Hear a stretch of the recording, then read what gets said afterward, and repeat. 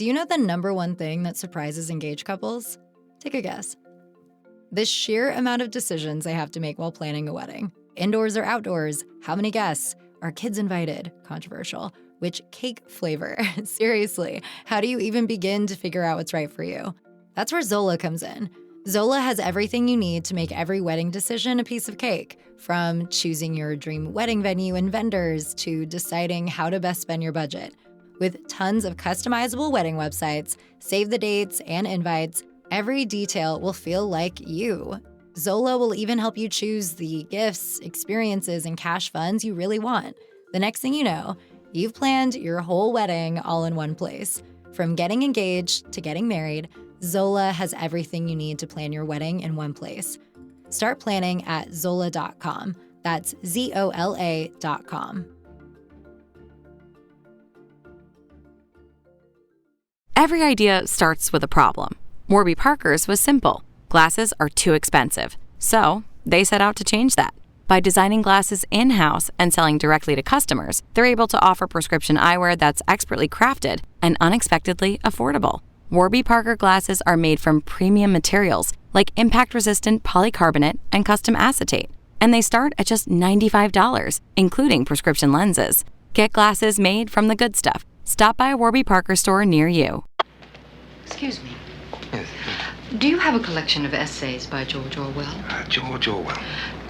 The one I really wanted to find is called Inside the Whale. Oh, Inside the Whale. Yeah. I'm not sure. Just a moment, I'll have a look.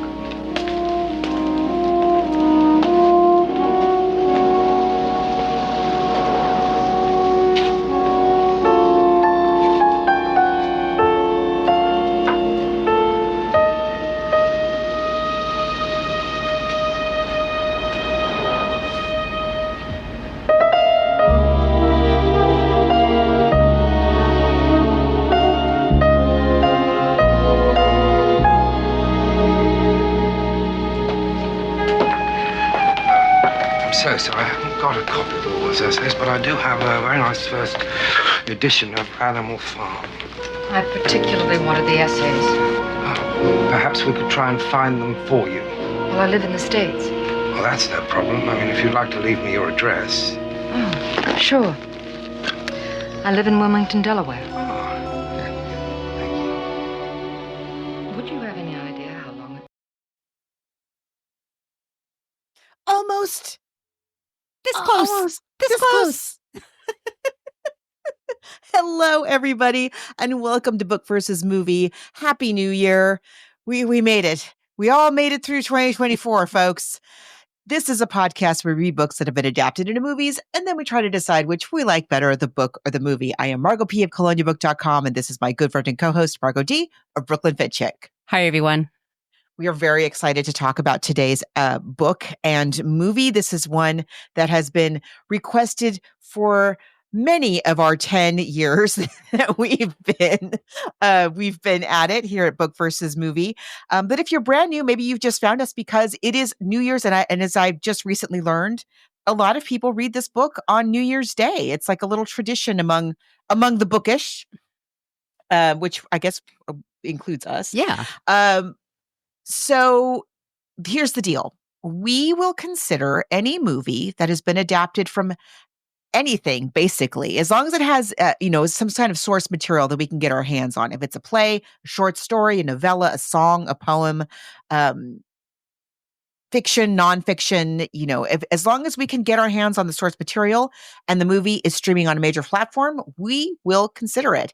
And we are constantly looking for new ideas. We have a brand new year. We've got a Disney month. We've got musicals. We've got a mystery month. We've got spooky movies in October, holiday movies. We are always constantly looking for holiday movies because we've done so many of them. So if you have suggestions for movies that you would like us to talk about, you want to see what movies we've done before, one of our listeners had very kindly compiled a list for you. You can join us on our Facebook group or in a few other places on the internet. Yes, just as Margos said, we do have a Facebook group. It's a private Facebook group. You type in Book VS Movie Podcast Group and you ask to join. And we really do just talk about books and movies there. And we appreciate everyone that joins us there. Other places you can reach us, you spell out book versus a movie for Instagram, Threads, and Blue Sky. And then we have an old timey email, book versus movie podcast, spelled it all out at gmail.com. And if you would like some stickers, and Margot, I do owe you some stickers, just send us your address via that email and we will get them in the mail to you. I'm very excited for new stickers. Yay! Now, if you really enjoy the show and you would like to help keep us in books and movies, you can even support us on Patreon. Yes, Patreon. Look up Book VS Movie Podcast Group. You can also sign up for free because we do put our clips there that we show in the show. But if you want to support us financially, we'd be most appreciative. We use the money just for books and movies, the cost of the show. And I want to tell you, we've been doing the show for 10 years. So what do we have on our Patreon wall? We have about 7 years worth of shows on our Patreon wall just for people who pay. And up there is Elvis and Me, In a Lonely Place, The Invisible Man, The Picture of Dorian Gray, The Bad Seed. So many movies, dozens and dozens of movies. So for everyone that supports us there, thank you so much. And once again, you can just sign up for free. And that is Patreon Book versus Movie Podcast. Actually, you just reminded me of something else. In terms of looking for suggestions for books and movies, you can also request that we revisit an old one. movie an old one that we've done. Maybe you can't get your hands on it, and you can't get your whatever, wherever you listen to your podcast doesn't carry it anymore, and you don't know if we covered this or that. I was just thinking, because we're going to be talking about Anne Bancroft today. Yes, and we've talked about her. She's one of my favorite movie stars of all time. Same. And we've talked about her for many years going back. So some of which you may not be able to get your ears on so easily these days. And that reminds me, Margot, sorry, but on our Patreon wall are old episodes, things from like 7 or 8 years ago. Those are free. So what if, if you listen to one, you're like, ooh, I think I hear what they're saying, but it could be done better. And we'd be happy to redo it. Yes, as consider it a challenge. A little better with the technology for such bookish people as we are. So this is a book that, as I said a minute ago, many of our listeners have requested for. Do you know the number one thing that surprises engaged couples? Take a guess. The sheer amount of decisions they have to make while planning a wedding. Indoors or outdoors? How many guests? Are kids invited? Controversial. Which cake flavor? Seriously, how do you even begin to figure out what's right for you? That's where Zola comes in. Zola has everything you need to make every wedding decision a piece of cake, from choosing your dream wedding venue and vendors to deciding how to best spend your budget. With tons of customizable wedding websites, save the dates, and invites, every detail will feel like you. Zola will even help you choose the gifts, experiences, and cash funds you really want. The next thing you know, you've planned your whole wedding all in one place. From getting engaged to getting married, Zola has everything you need to plan your wedding in one place. Start planning at Zola.com. That's Zola.com. Over the past 75 years, more than 10,000 chemicals have entered our food supply, but the EU allows just 300 additives. At Thrive Market, we prioritize quality, banning over 1,000 ingredients found in conventional grocery stores. Our Healthy Swap scanner helps you find better versions of your pantry essentials without the junk, dyes, or fillers, and everything is delivered right to your doorstep. So shop at a grocery store that actually cares about your health at thrivemarket.com/get-started for 30% off your first order and a free $60 gift. Many years now. And we always kind of just put it off because it just didn't seem to be quite the right time of year to fit it in. But then I learned from BookTube that about this tradition of reading this book around the new year. And I was intrigued by that because I thought, because people talked about reading it all in one sitting. And so I thought, that sounds pretty good. And so I read this, as I mentioned, I listened to it earlier this year when I had to have some dental work done for a number of hours, and it's a great audiobook. It makes for a really, really good audiobook. But for this time around, I chose to buy a hard copy. So I read the hard copy, and you listened to the audiobook. Yes, and I loved it. It is a great listen. It's an epistolary novel, right? That's how you say it? That's I'm not a book. Correct. I'm almost there. But Remember the epistles of the apostles? correct. So it's a memoir, and it's told in letter form between more than one person, but the main person is the author herself. So it's a non-fiction story. It's based on letters she wrote. These are her actual Right. letters and the people's actual letters back to her. And we'll get into all of that in just a moment. But let's talk about our author. She's kind of I'm an gonna put on my odd glasses. duck. Our Helene Hanff. She's notoriously picture shy. So there are very few pictures of her. Although she, and most of them are after this book came out. So Mhm. so let's talk about her, because for someone who's thought of as such a quintessential New Yorker, she's not actually from there. No, she's actually originally from Philly. So Helene Hanff was born April 15th, 1916 in Philadelphia. She comes from, I guess you would say, a working class background. She did attend Temple University for a little bit. She won a scholarship there, but then she left. She strikes me as someone who's just kind of a solo figure. She's never worked. I mean, she lives alone. She's never been married. She never had kids. She has a close circle of friends. But the thing that she most cared about in the whole world was books. She loved books, and especially the classics. And she, without a college degree, she had certain mentors who told her, this is the book you should read, and this is the one you should read after that, and about authors and other people. So she eventually works, I think it's for Paramount, but she was a script reader. She's somebody that just looked over. Like a copywriter, a copy editor, Right. basically. But yeah, she and it was an unusual thing to get a scholarship for a woman to get a scholarship in those days. It was the Depression, when she's going to college. And Mhm. so I think it's kind of circumstance. She's also one of these, she's like Ziggy. She's like, it's like there's a rain cloud that just rains on her. Like she has all these terrible little strokes of bad luck throughout her entire life. And that was one of them, which is that she had to leave college, I think to go to work during the Depression Yeah. or I don't remember, she couldn't keep her grades up. But anyway, she endeavored to educate herself about writing and about literature. And one of her most famous books is a book called Q's Legacy. And this is kind of how she ends up with this correspondence with Charing Crossroads. So she, in trying to learn as much as she could about writing and literature, she's studying the works of Sir Arthur Quiller Couch, I think Mhm. is his, I think that's how you pronounce it, whom she calls Q. Fortunately for all of us, she refers to as Q. Now, not having had the formal education in literature, as she was reading through Q's works, and he would make a reference to something, she would have to stop and go find that thing that he was referring to, read that, and then come back. So it takes her kind of a long time to make her way through the education of his works. So so in learning, trying to educate herself, anytime she found something that had a reference to something else, she would have to go and try to find these books. And she couldn't always find the books in question in Right. the United States during the Depression, unless they were very, very, very fancy, rare edition copies that were prohibitively expensive.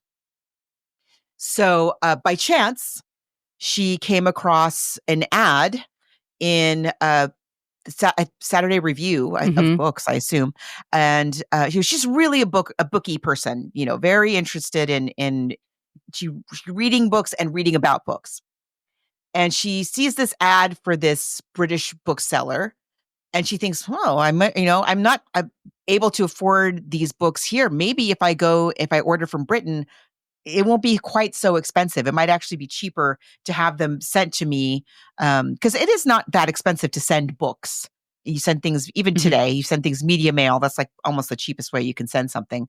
Um, And so she writes to this bookseller that had advertised and inquiring about, do they have a few, like a handful of books that she was interested in. And they wrote back, snail mail over the water, as they did in those days. So I'm actually amazed as I read this book at how quickly the mail actually gets back and forth. Yeah, It's exactly. impressive. Yeah. So she's a scriptwriter. She also, throughout her life, wanted to be a playwright. She only had a couple of plays published, but she tried very, very hard. She wrote dozens and dozens of plays. And she wrote for radio and TV, Right. Things like that just don't exist. Like they just don't exist anymore. You can't get your hands on them. Yeah, kind of the life I would want, I think. I would want I her know. life. It doesn't sound so bad, Doesn't right? sound bad at all. Right. So she writes an Ellery Queen TV series that's based in New York. The media, New York is still a main media market, but a lot of stuff in the 50s was shipped out to LA. TV shows and movies were starting to ship out to LA. It was a bigger space. It was actually cheaper than New York. So she had this job where she was writing for television, and then she lost that job. And then she started writing for magazines, as well as trying to produce plays, and as well as writing her own books, as Margos said. So she's writing to this one particular gentleman named Frank Dole, Doel, and he works for the bookseller. And he's very proper and British. They're based in London.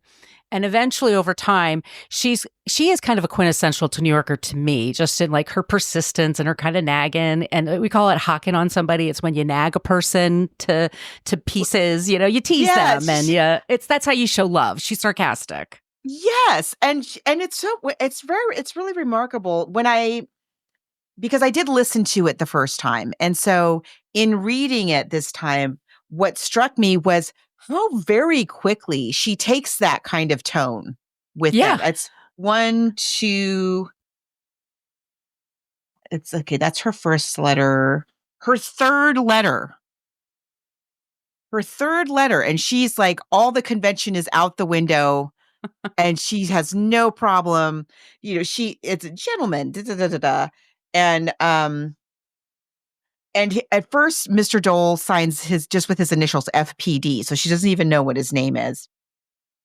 She requests a New Testament, and he sends her accidentally the New Testament for the Church of England, and that's where it really starts to the friendship really starts to develop, because his letter is, "Dear Mr. Hanff, we have sent off the New Testaments with an invoice listing the amount, et cetera, et cetera." And then her response in all caps is, "What kind of a black Protestant Bible is this?" And when you're reading it, it's very jarring to, as you're reading the letters going on, and you, the reader, especially as an American, I thought, oh my goodness, like, what on earth does he think of this woman? She, geez. And his response to her is very formal, like, "Oh, I'm so sorry for our mistake." Da-da-da. It's only much later that we learn that he thought that was hilarious. That he actually has a very wonderful sense of humor about it. And anyway, it's only like by the fourth letter, they're very chummy. They're very, very good friends. And she's writing from New York around 1950. It's in the United States, we're in our post-war boom. Television is exploding. Radio is exploding. All the manufacturing that went on in the war is we're building, tract houses, and all kinds of things are going on here. Whereas in Britain, and particularly in London, as we've discussed numerous times after the Blitz, they are still like sorting through the rubble and living on rations, and it's that austerity time of. Do you know the number one thing that surprises engaged couples? Take a guess. The sheer amount of decisions they have to make while planning a wedding. Indoors or outdoors? How many guests? Are kids invited? Controversial. Which cake flavor? Seriously, how do you even begin to figure out what's right for you? That's where Zola comes in. Zola has everything you need to make every wedding decision a piece of cake, from choosing your dream wedding venue and vendors to deciding how to best spend your budget. With tons of customizable wedding websites, save the dates and invites, every detail will feel like you. Zola will even help you choose the gifts, experiences, and cash funds you really want. The next thing you know, you've planned your whole wedding all in one place. From getting engaged to getting married, Zola has everything you need to plan your wedding in one place. Start planning at Zola.com. That's ZOLA.com.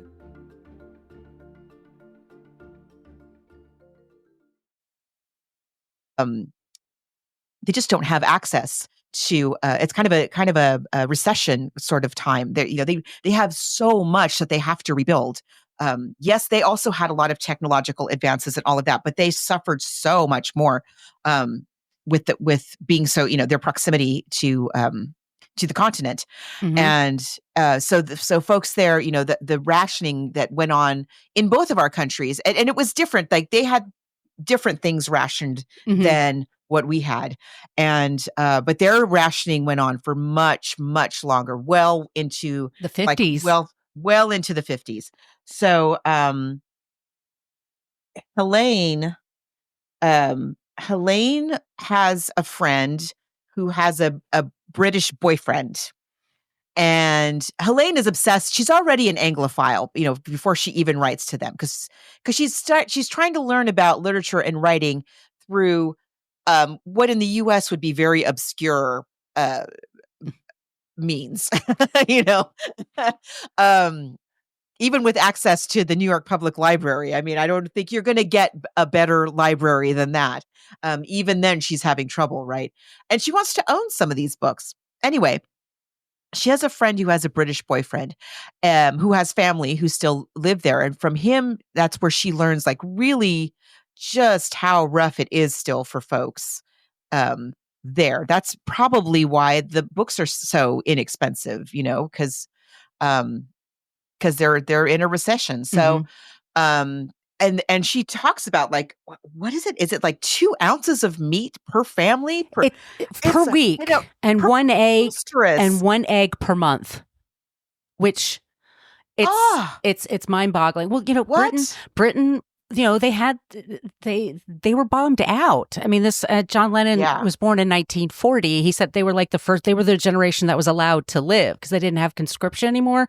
But as Margos said, post-war, America looked like America because the fight wasn't over here. It was overseas in Africa, in Italy. And so she develops this correspondence with the man, and you learn about major events like Winston Churchill being the prime minister, so that stops the Labor Party. She talks about, she's a Democrat. She talks about the Brooklyn Dodgers. He talks about the fact that she also becomes chatty and friendly with the people that work at the store. So they start writing to her as well. And so she's learning more about him, and she learns that Frank, who she just calls Frank, she doesn't say Mr. Dole, but Frank is married. He's on his second marriage. He has daughters, and he's and his wife knows that he's writing her. There's no flirting going on. They're just writing back and forth. Not in the least. Right. No. But they have a deep relationship, like a real fondness for one another. And at one point, she's always like, she makes a point of saying that she doesn't make a lot of money. She lives on her own. She's got a little studio apartment with like a little kitchenette and whatever. So she's just getting by. And every once in a while, there's a deal to go to London, and she's never sure if she has enough money. And she's also nervous about flying over and what it's going to be like. Because once again, it was post-war. But they do develop this friendship over the years. And then sadly, and she also, by the way, had friends that visited Italy and actually go to the shop and then meet everybody there. And she writes about it. And so the staff knows, like everyone knows this woman. She learns also from her British friend that because of the shortages, that there's a black market for eggs and bacon and for meats and fruits and vegetables, anything. So she learns of a place in Denmark where you can buy a package of food and then ship it to London. And it's actually cheaper than buying it in London or shipping it from America to London. So she buys a 6-pound ham, and she buys canned vegetables, and she sends it to the attention of Frank, who's such a nice guy that he shares it with the whole staff. And the owners of the company don't take it. It's just Frank and then a staff that he manages. But they're able to have ham when they're celebrating the coronation of Elizabeth. They're allowed to have green beans, and serve it to their kids. I mean, it's this level of need. Yeah. And she also learns from his wife. They develop a little bit of a correspondence. Frank's wife starts writing to her Frank's as well. wife, Yeah. yes.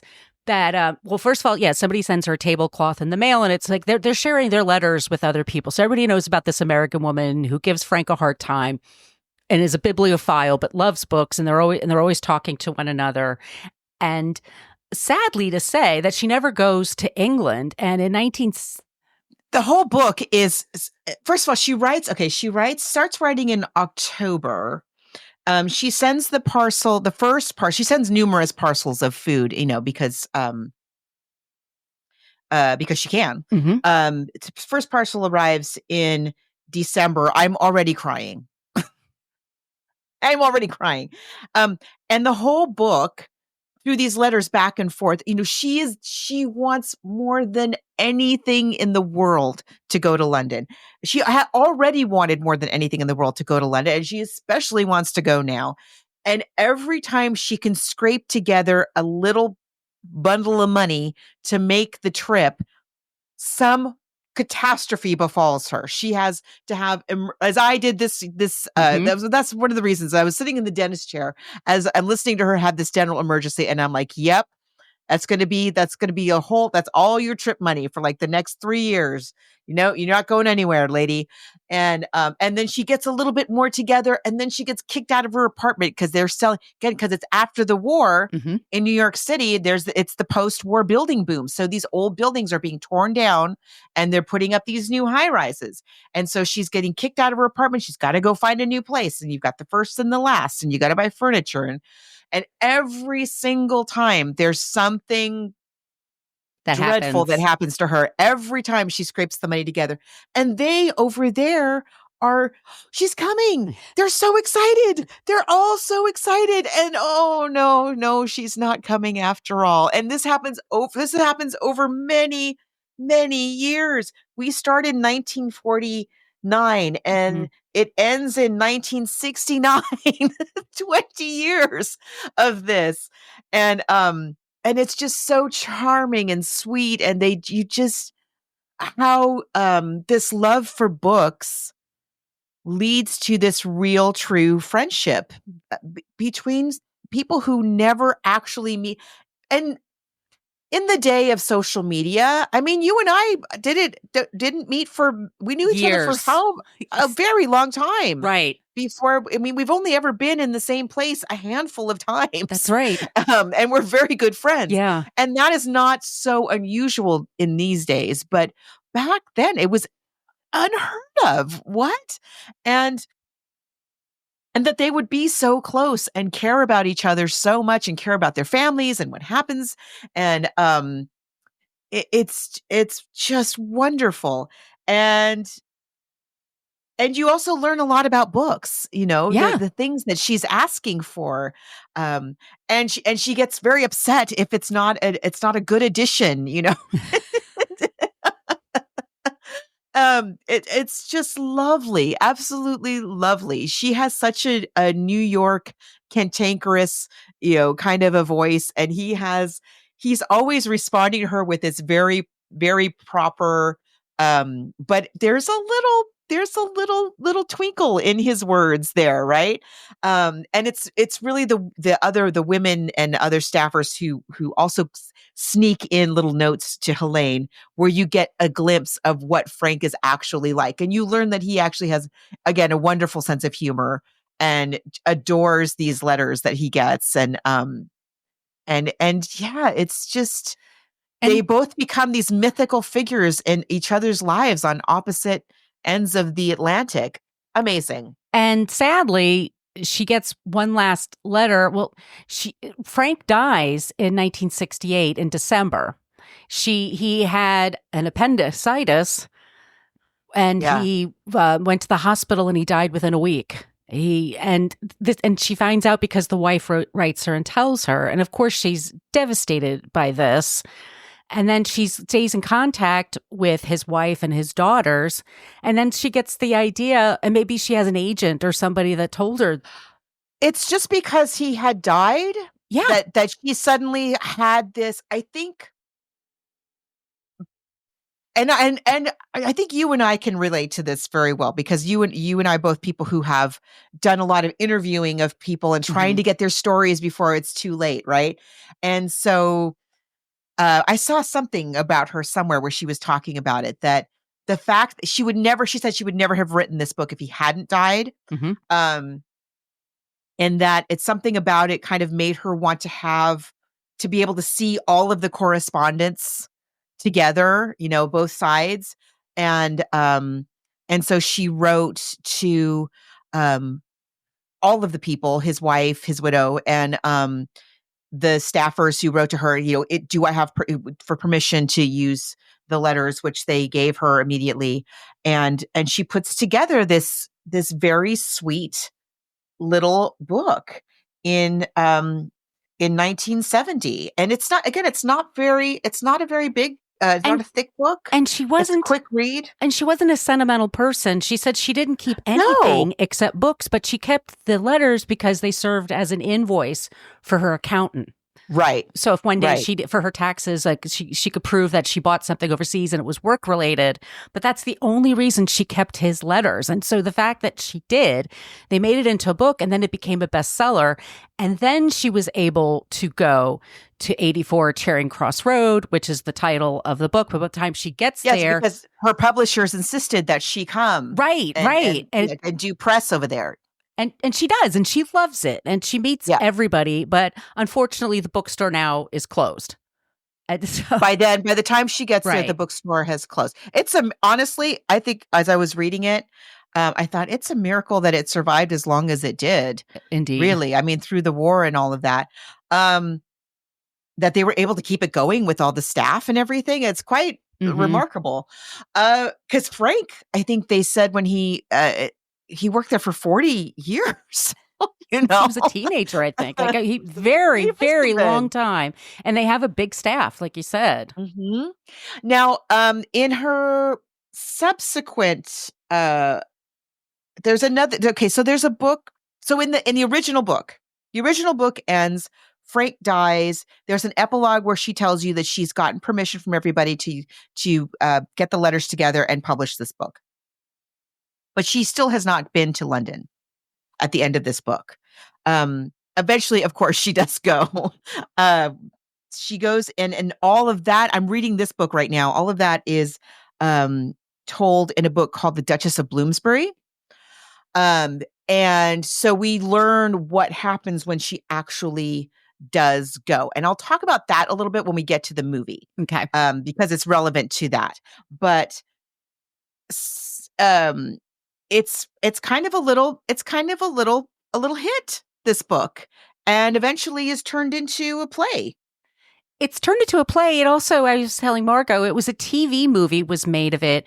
I think it must have been for the BBC, but it was in 1975. And it was Anne Bancroft who plays Helene in that version. And there's like a 10-minute clip, and I could post it in our Facebook group. But yeah, she wrote a play. There was a play about it. I mean, it's still her biggest book that she's known for. I forgot to write down when she passed away, but she lived long enough to She see lived this to be movie. 90, I believe. 80 or 90. She was 80. I'm sorry, 80, and she died in 1997. Oh, that's why I was telling you we were neighbors. I didn't even realize. 72nd Street? So she lived on 72nd. She lived at like 305, and I lived at 402. Which means that I literally walked by her building every single day, back and forth on my way to work and to and from work when I worked at the Met, because I lived in that apartment and I used to walk to work at the Met, and did not know that Helene Hanff and I were neighbors. Yeah, but we were. So I know that neighborhood super well. And at 84 Charing Cross Road, which you can look up now on Google Maps, it's a McDonald's. It's the fanciest looking McDonald's ever, but oh, that's so sad. Yeah. I'm sure she must be haunting it. Demanding more fries. People are like, what's that smell of cigarettes? So yeah, and it was a very successful. So it was adapted into a play. I'm trying to find the playwright here. What was your name? Hold on. It's much like Love Letters, which is David Hugh Jones. Hugh Yes. Whitmore. Hugh Whitmore. Whitemore. I'm sorry, Whitemore. Um, David Jones directed the movie. Yes. So Hugh Whitmore wrote the play, and then I think he also writes the screenplay for the film. And it was a very popular theatrical play. I couldn't find any like YouTube clips of a stage production of it, but I've heard it described, which is where you have two sets on stage. One set is the bookstore, of course, and the other set is her apartment.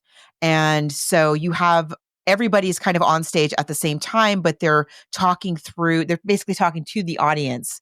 I'm sure the bookstore folks are talking to each other. It was very popular. And Do you know the number one thing that surprises engaged couples? Take a guess. The sheer amount of decisions they have to make while planning a wedding. Indoors or outdoors? How many guests? Are kids invited? Controversial. Which cake flavor? Seriously, how do you even begin to figure out what's right for you? That's where Zola comes in. Zola has everything you need to make every wedding decision a piece of cake, from choosing your dream wedding venue and vendors to deciding how to best spend your budget. With tons of customizable wedding websites, save the dates and invites, every detail will feel like you. Zola will even help you choose the gifts, experiences, and cash funds you really want.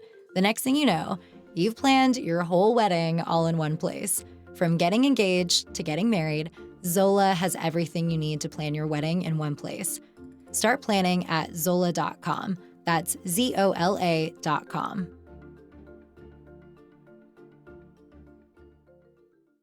Then it became a film, and produced by Mel Brooks. Mel Brooks also produced The Fly, which we talked about a few months ago. The Elephant Man is something he produced. I mean, this is one of the few films that he puts his name on it, and he didn't before. It was called Brooks Films. He didn't before because Mel Brooks. He's known for The Producers, Blazing Saddles. So he thought if his name was listed as a producer when they were doing the credits, that people would laugh because they think it was, or they would be disappointed because they think they're going to be in for a laugh riot, which for I think satire. is fair. Yeah. Yeah. Especially like for The Elephant Man.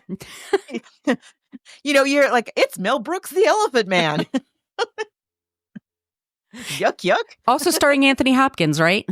Yes, also starring Anthony Hopkins. So this, and we were replacing Anthony Hopkins, who we just recently talked about when we discussed The Lion in Winter, his first film. This is after The Elephant Man and before, oh gosh, what's that one from the 80s? Oh, for heaven's sake. Well, it's certainly before Silence of the Lambs, Remains of the Day, before all of that. He did it. Yeah. There's a movie called Magic. There's, he was a character actor, really. I mean, he did have some lead parts, but like a lot of British actors, he takes the gig that comes along. If he has time for it and it pays well enough, like Michael Caine will do anything. Right. You know, this was a really kind of idiosyncratic film. I was going to call it a little film, but it is kind of a little film because, again, just like the play, it takes place in basically two rooms. It takes place in this bookshop and in Helene's apartment. The movie gives us a few extra little locations, but really that's what we're dealing with. We've got Anne Bancroft as Helene Hanff. Perfect. Wonderful. Perfect. That's Mel Brooks' wife, by the way. He bought this as this property as a gift for one of her birthdays. I think she must have loved the book. I'm guessing. We've talked about her numerous times. Of course, we talked about The Graduate. We talked about, what was the other one with her? Oh, Home for the Holidays. Oh, right. Home for the Holidays. We did that a couple of years ago. Another one that we did. I'm just looking. Anne Bancroft is just one of my favorites. She is maybe my favorite American actress. I just love her so much. She's always amazing. She's always she could do anything. Anything. One of my favorite Anne Bancroft films if you've never seen it. And I think it is the only movie she ever directed. And it is a movie called Fatso. Have you ever seen Fatso? Is that with Dom DeLuise? Yes. I know what it's about. Yes. Okay. It's not something they would make today, but it's very funny. Dom DeLuise is absolutely a triumph in this. He makes you cry. I mean, he's wonderful. And she directs, but she has a part in this as playing Dom DeLuise's sister. Maybe the funniest I've ever seen Anne Bancroft, and she is very funny. But here she is Helene Hanff. I mean, you totally 100% buy her. We have Anthony Hopkins as Frank Dole. He said that he took the role because it was so easy, because he doesn't really actually, if you watch the film, he hardly says anything. And he literally, almost any scene he's in, he literally could have just shown up in the clothes and they'd be like, okay, Tony, you're going to just walk in and say, do we have the Orwell edition? That's all you need to say. And the voiceovers, of course. There's a lot. And it's mostly voiceover, which is where it's a little, playing his wife is Judi Dench. Classing up the joint as always. It's a really good cast. It is a really solid cast. Should we play the trailer? Yeah, let's play the trailer. What kind of trip is it? Business or pleasure? Unfinished business. Gentlemen, your ad in the Saturday Review of Literature says that you specialize in out-of-print books.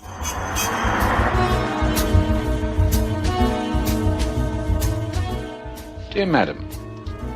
I hope Madam doesn't mean over there what it means over here. Dear Miss Hanff. Dear Frank, the first time in my life I'm a woman of mystery. Would you be interested in a copy of the first edition? Isn't that beautiful? It's a first edition, my dear. Poor Frank.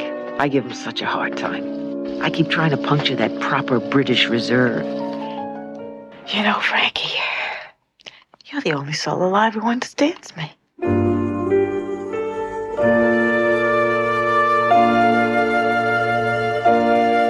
Dear Helene, your parcel arrived just in time for our Coronation Day celebrations. All drank your health, as well as the Queen's. Please write and tell me about London. I live for the day when I step off the boat train and feel its dirty sidewalks under my feet. Million festive hopes. The sign of the times. Happy New Year. Frank.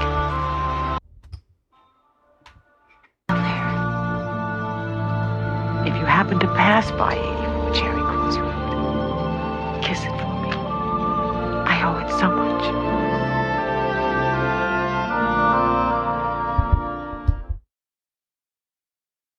Do you know the number one thing that surprises engaged couples? Take a guess. The sheer amount of decisions they have to make while planning a wedding. Indoors or outdoors? How many guests? Are kids invited? Controversial. Which cake flavor? Seriously, how do you even begin to figure out what's right for you? That's where Zola comes in. Zola has everything you need to make every wedding decision a piece of cake, from choosing your dream wedding venue and vendors to deciding how to best spend your budget. With tons of customizable wedding websites, save the dates and invites, every detail will feel like you. Zola will even help you choose the gifts, experiences, and cash funds you really want.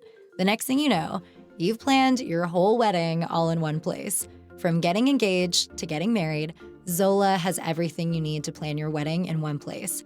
Start planning at Zola.com. That's ZOLA.com.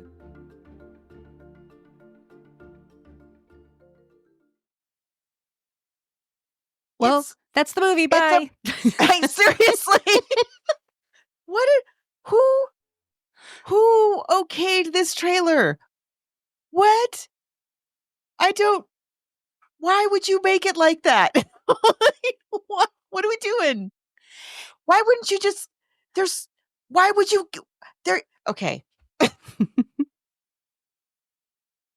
So the trailer gives away the entire film. Spoiler alert. Here's the trailer. Why aren't we just showing like we have so much? You have New York City and London. So much you could do with flyovers and pans of streets and parks and contrast of people in dress different attire, in London versus New York. There's so many things that you could do to sell this film that isn't spilling the entire film.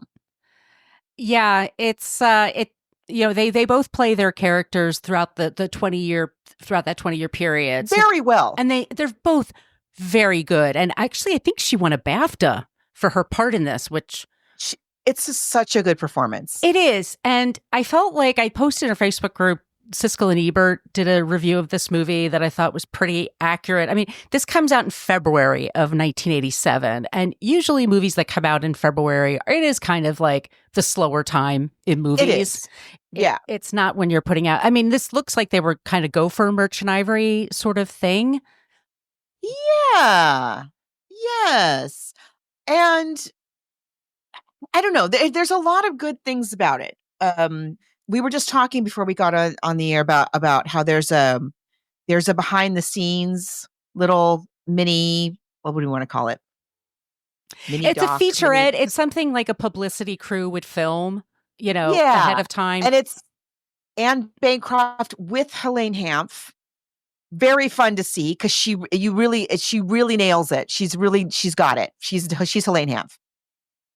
I think she does a great job of playing all the different ages, all the different stages of this very interesting woman's life. Mercedes Rule is in this. We forgot to say. I was just going to say Mercedes Rule. I mean, it's a class act. It Definitely. Looks great. The bookstore. I want to live there. It looks really amazing. good. I would have loved to have worked there. I think the homes, all the families that we eventually get to see, I think is really good. I think all the locations are great. It's a hard thing. It's a hard thing to film. I think number one, it's just hard. How do you do it? It's all about the letters. Yeah. And about books that most Americans have never read and never will read and aren't really interested in. So there's that. But it is an interesting time in the history of both of those locations, both of those cities. So that's really neat. We get a little bit of that. We could have a little more, I feel. For me, the biggest moment of the movie is the very beginning. Why?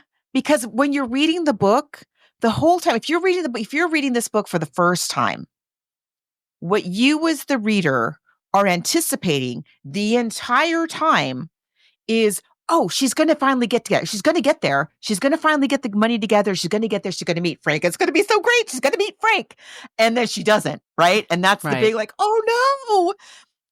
But we started out where she shows up. She's on a plane. She's going to London and she goes straight to the bookstore, which is no longer there and it's empty. And it's unlocked for some reason. And she just walks into this empty, she's trespassing basically. So we know already that, she talks about having unfinished business. So we know, that she's never going to meet him. We spoiled the whole thing, basically. That's true. I even forgot about the beginning. And the other thing, and if you're going to do that, so I mentioned, here's where we're going to come back to the Duchess of Bloomsbury Street. Having read this book, and I think most people who are going to go see this movie are people who love this book, right? Mm-hmm. So, Frank dies. Okay, fine. That's okay. But you also know that she develops a real relationship with Frank's wife and daughters, and that they stay in touch. But somehow she is coming to London, and in the movie, she comes to London And she's in the cab all by herself. She's not calling anybody to say she's arrived safely. Nobody is waiting at the airport. I mean, in those days, people could wait at the gate. Yeah, they could. No, none of these people to whom we've established, that she's become very important. None of them seem to know or care that she is there. And there she is in the empty bookshop. Like, what? How? So if you read The Duchess of Bloomsbury Street, it starts with where she's acknowledged, like, okay, I've written this book. People seem to really like it. But I just wrote it because I wanted to have everything all together. Because I missed my chance to meet my very, very, very good friend. And now that the book is out, the publisher's bringing me, finally I get to go to London. Of course, Frank's family knows that she's coming. They are planning they meet her at the airport. And not only do they meet her at the airport, but this other guy who she never even met, this other guy is just so moved by what she did with her relationship with the book, right? What the book describes. This guy who works at the airport.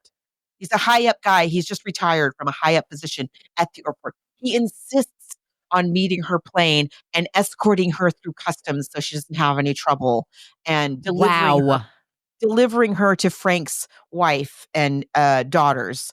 And so, I mean, of course, that's how it happens. She doesn't just like show up at Heathrow and get in a cab all on her own and drive to an empty store and break in,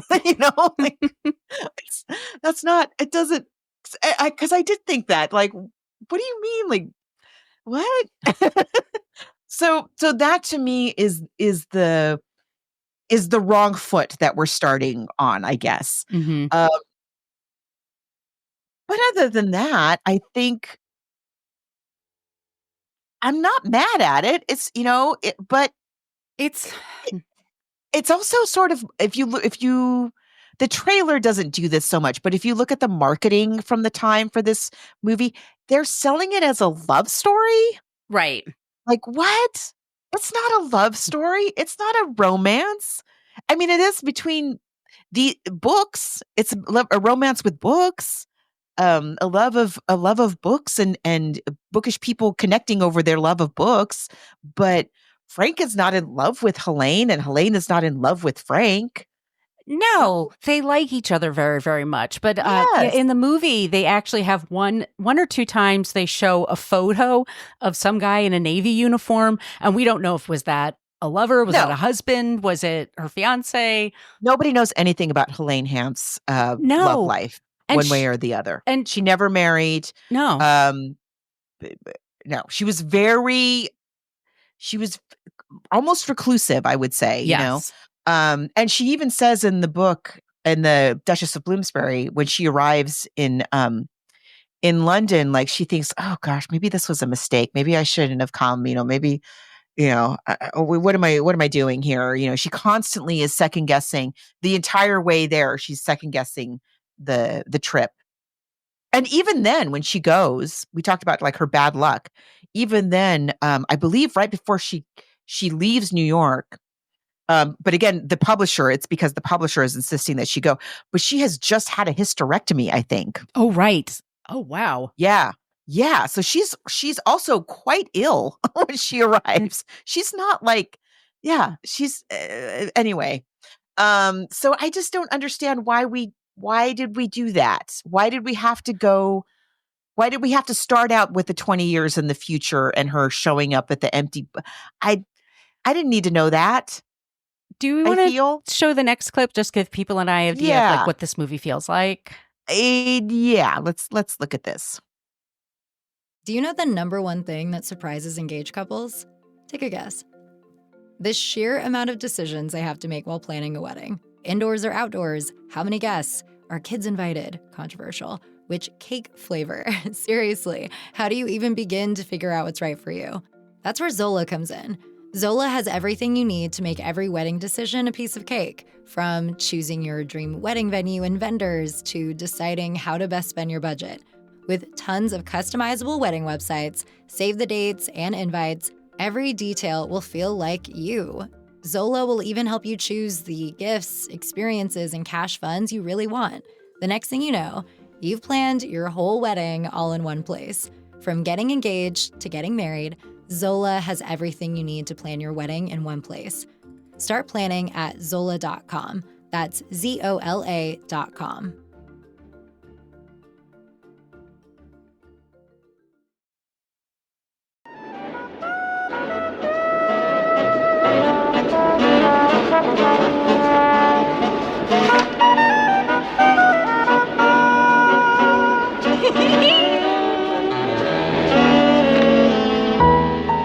Dear Miss Hanff, I expect you're getting a bit worried that we have not written to thank you for your parcels and are probably thinking that we are an ungrateful lot. The truth is that I have been chasing round the country, in and out of various stately homes of England, trying to buy a few books to fill up our sadly depleted stock. My wife was starting to call me the lodger, just went home for bed and breakfast. But of course, when I arrived home with a nice piece of meat, to say nothing of dried eggs and ham, then she thought I was a fine fellow, and all was forgiven. It is a long time since we saw so much meat, all in one piece.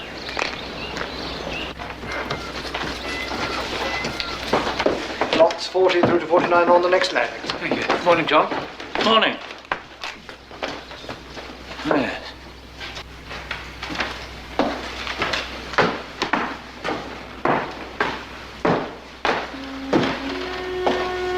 We should like to express our appreciation in some way or other.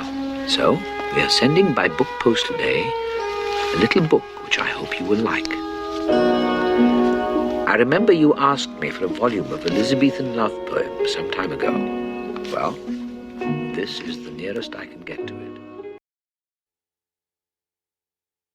That's the movie, y'all.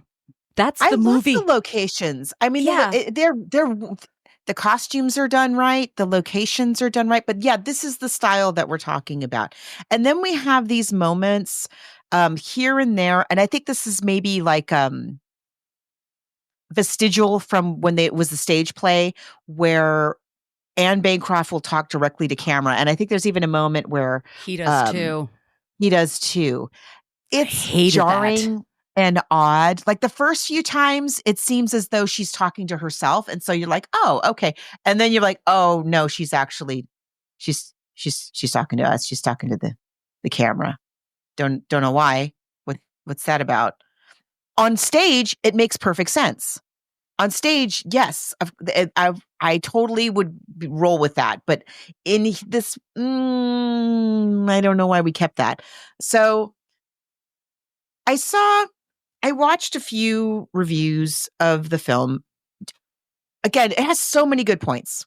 It has a lot of good points. It really does. The performances are all very solid. Nobody is faulting the performances.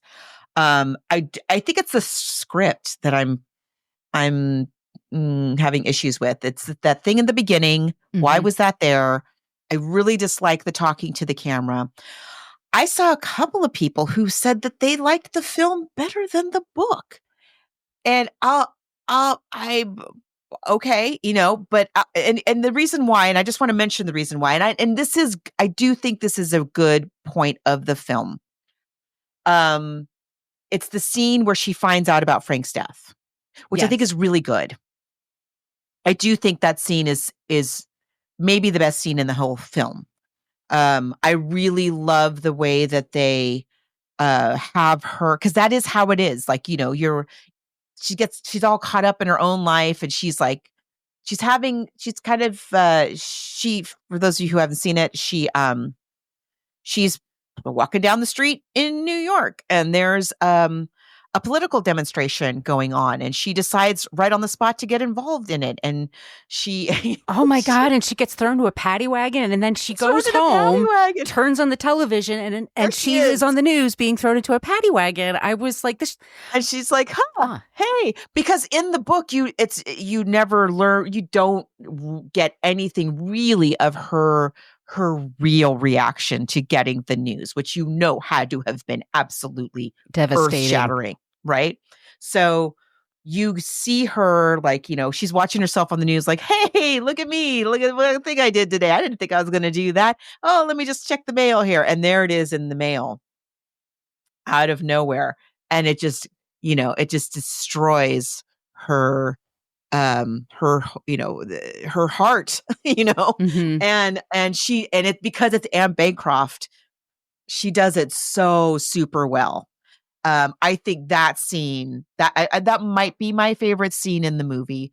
I also really love the scene at the end where she's got all the books on laid the out floor of her apartment. I think that scene is really beautiful. I cried.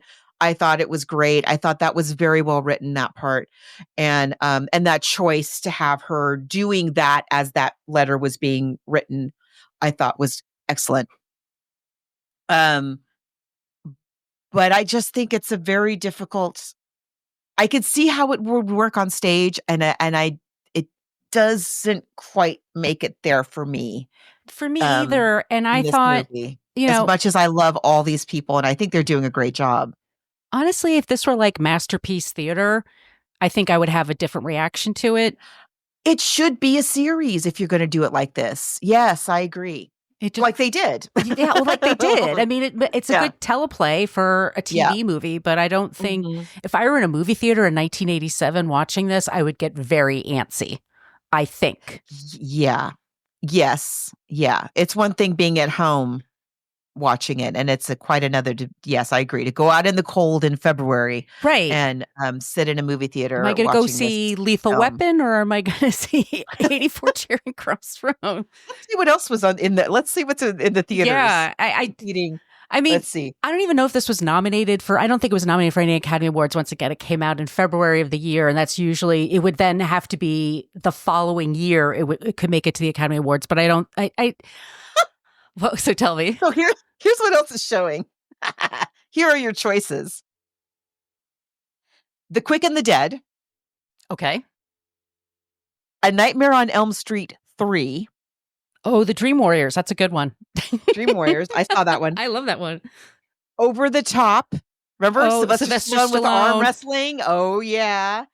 Some Kind of Wonderful. I almost watched that the other night. These are your choices. The multiplex. Mannequin. That's a great movie. I love that movie. And 84 Charing Cross Road. I would go see Mannequin in a movie theater again. That is a movie to go see in the movie theater. I agree. So yeah, it's going to be a book for me, and it's going to be a book for me too. But I did really enjoy it, and I'm really glad. I'm not mad about anything. I think no, and I know it has its fans, and I can see why it has its fans. For me, it just plays a little Masterpiece Theater. It could have.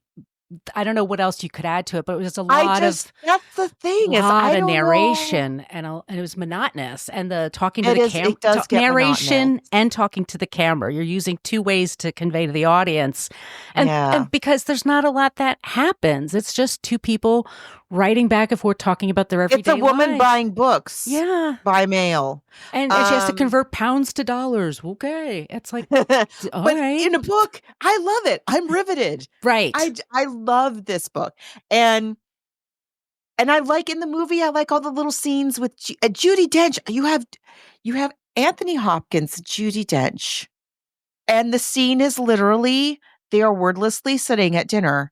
And he says, "This is quite tasty." That's the scene. I'm putting up a Christmas tree now. Yeah. What should I put on the top of the tree? Okay. I don't know. I need an espresso. It's fine. I want a documentary. Right. Give me a documentary about these folks. Yeah, That's what I want. That would have been more effective. I Absolutely. want to see Frank's daughters, remembering this time in their childhood, not when their father passes away, No. but what did he think about it? And what about the people in the shop? I want to know that part. And they do try to get I like also the scene. There's a scene where, a senior member of the staff is dying. He's in the Yes. hospital, Oh. and Frank goes to visit him, and to cheer him up, he reads him one of I thought that scene was just lovely. It has these lovely little gem moments that I really liked. But it's difficult, I think, to it's a toughie, this book, to put on the screen. I don't know. I'm not sure what else they could have done to make it better. Yeah. It's fine. It's totally fine. I'm not mad at nice. it. It's very nice. It's a pleasant afternoon. It's a thing to watch, but to and me, it is it's not very a must-have. moving, but it's not as moving as the book. It's just not. Like I said, like the book, it's the third letter in, and I'm crying. When I went back to, and I've read this before. I am reading it again, and I know what's going to happen. I know exactly what's going to happen and when. And I am crying in the third letter when she's already talking about sending the Christmas gifts, and I'm like, oh yeah, they don't have any meat. 2 ounces of meat. I mean, just my God. What? Wow. Yeah. Yeah.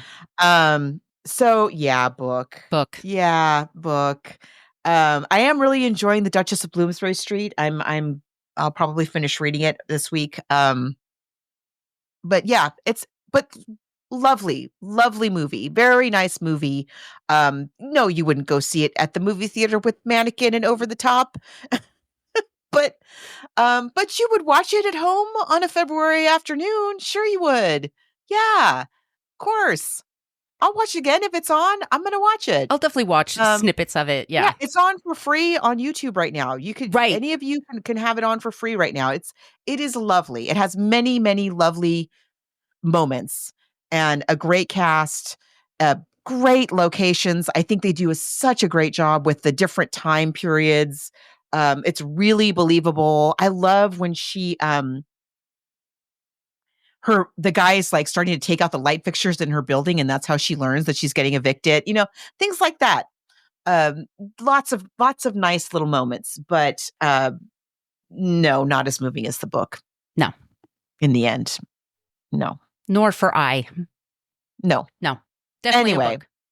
So yes. So do yourself a favor. It is a short book. You could, if you have you have a day or two off, you could get through this whole book. Sure, you could. Or if you're having some dental work, as I was, or listen to it if you're traveling. Listen to it. It's very enjoyable. Yeah, it's super good. So glad that we finally did it. Now, what are we doing next? I was just going to ask you, Margot. We forgot to pick something. What are you in the mood for? Anything.